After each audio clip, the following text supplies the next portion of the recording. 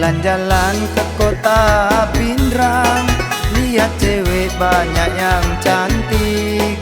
Banyak cantik satu yang ku suka, dia janda manis orangnya.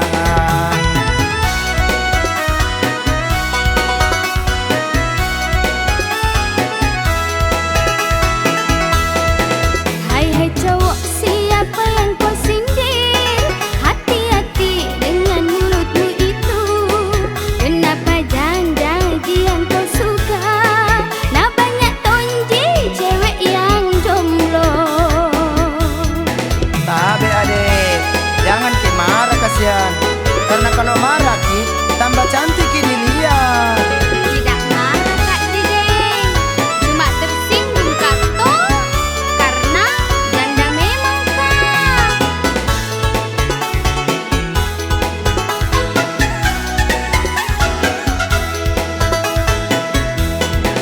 Kenapa banyak janda yang laku? Karena janda tinggi pengalamannya. Kenapa cewek susah dilamar? Karena cewek tinggi wampa naiknya. Jangan-jangan ki begitu ceng, biar janda mahal juga harganya. Apalagi kalau janda berkelas, bisa lebih mahal dari cewek. Oh begitu Gandhi. Aduh hampir maka salah paham. Manes sani dong, jangki lihat statusnya deng. Lihat ki Tidak salah Nabila nenekku, jangan cari cewek rasa janda. Nanti kamu salah merasakannya. Biar janda tapi rasa perawan.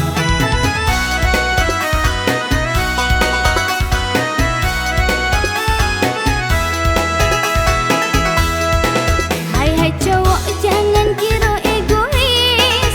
Laki-laki banyak juga macamnya. Ngaku cowok tapi ada istrinya. Biar duda, yang penting dia jujur.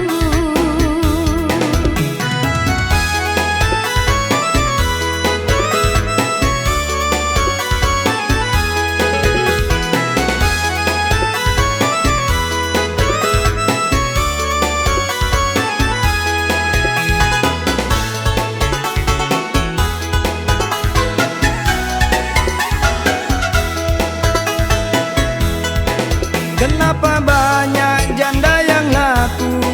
Karena janda tinggi pengalamannya. Kenapa cewek susah dilamar? Karena cewek tinggi wampa naiknya.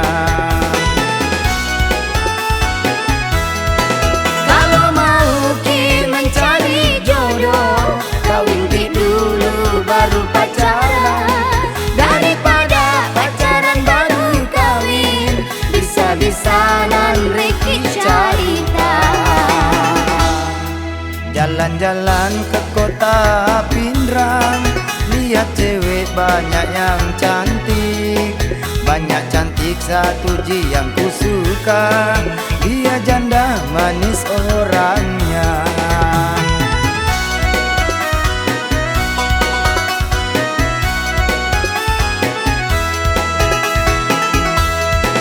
Hai hai cowok, siapa yang kau sindir? Hati-hati dengan mulutmu itu. Kenapa janda yang kau suka? Nah banyak tonji cewek yang jomblo. Pokoknya kalau saya Ndi, lebih baik janda daripada gadis.